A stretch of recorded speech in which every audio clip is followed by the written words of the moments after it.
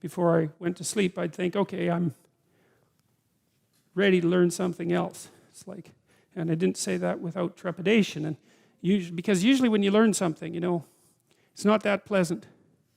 Because you usually learn something about why you're wrong. And the deeper the thing that you learn, the more you learn about why you're wrong. And there's a death that's associated with that, because then you have to let that part of you that's wrong die. And that's the sacrifice, right? And so you have to make a sacrifice. You have to be willing to make a sacrifice before you're going to learn something. And perhaps what you'll learn is in proportion to your willingness to make a sacrifice. And I really do believe that. I do believe that as well, because I also think that if you commit to something, that means that you don't do a bunch of other things, right? So that's the sacrifice of all those other things. You commit to it and you set your sights on it. If you really commit to it and you get the sacrifice right, so to speak, then the probability that that thing will be successful vastly increases. And I think that that's also not a naive or a naive way of thinking or a foolish way of thinking. My experience has been that that's the case.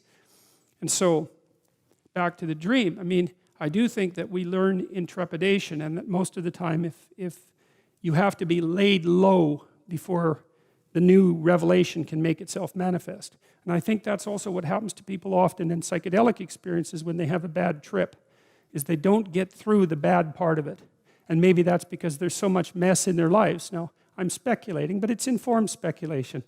There's so much mess in their lives that the altered state of consciousness makes manifest that it's like a little trip through hell, but the mess is so complete and comprehensive and all-pervading that there's no way they can get through it. Now, if they could get through it and started to sort those things out, then there would be perhaps what would you call it? A compensatory positive revelation at the end. But the first thing is, if you want to learn something, is that you're going to encounter, well, you have to figure out what's wrong before you can figure out what wisdom you need next to guide yourself. And that's no laughing matter, right? And so I think that that's what this refers to. I think that's the sort of psychological experience that refers to. And so one of the things we did with the future authoring program that's germane to this idea of terror, because there's this idea in the Old Testament that the fear of God is the beginning of wisdom, and it's a pretty harsh idea. But there's something really useful about it, because one of the things you see with people all the time is that maybe they're trying to stumble forward towards their ideal, as poorly defined as it might be, but then they're afraid, right? They're afraid about what they might encounter, and that stops them, because fear does stop people. It freezes you like a prey animal, and so people move ahead, but then they get afraid, and then they stop moving ahead. And that's not so good, because negative emotion is a really powerful motivator. So we're more motivated by negative emotion than positive emotion, quantitatively speaking. Quantitatively speaking, you can measure that. And that's, I think, because we can only be so happy, but we can really be suffering and dead, So we have to pay more attention to the negative. And that's bad, because the negative can stop you. And then in my clinical practice, I often talk to people who are trying to make a difficult life decision, and they're weighing out the costs and the benefits of making the life decision, And one of the things I always talk to them about is, wait a second, that's an incomplete analysis. You have to weigh out the benefits and the costs of doing this. And you have to weigh out the costs and benefits of not doing that, not doing it. And that's not the same as the zero that you assume that you're starting with, right?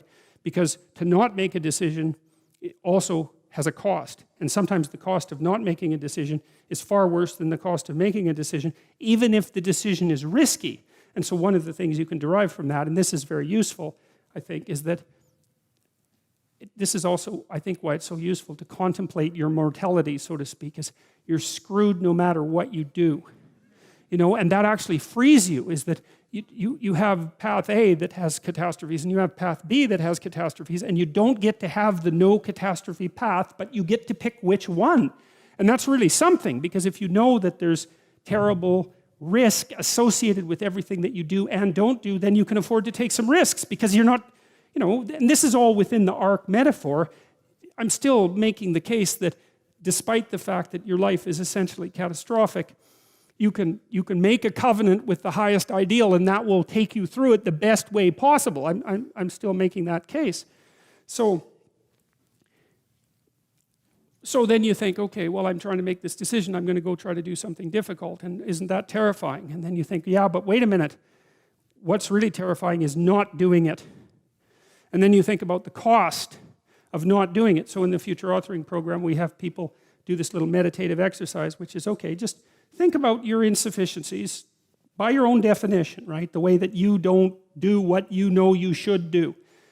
About the things that you do that you shouldn't do, that you know you shouldn't do beyond a shadow of a doubt, right? There's some things like that. And that's bad habits and poor aim and all of the resentment and hatred and aggression and unresolved conflicts and all those things that are dementing you and warping you, and then think, okay, those things get the upper hand, man. They get the upper hand, and they take you the worst possible place you could go in the next 3 to 5 years. What exactly does that look like? And so you sketch all that out, and you think, hey, I don't want to go there. And so the next time that a temptation comes up, you think, well, it'd be a lot better for me if I didn't succumb to this temptation. It's like, that's kind of weak, eh? You'd look a little better if you didn't eat like a cheesecake a day or something like that.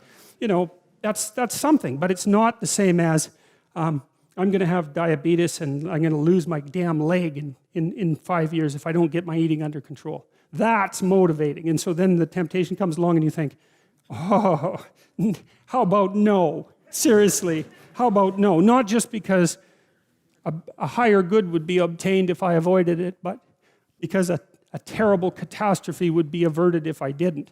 And so, well, so you want to get your fear behind you, right? You want to get it behind you where it's pushing you forward instead of in front of you where it's stopping you.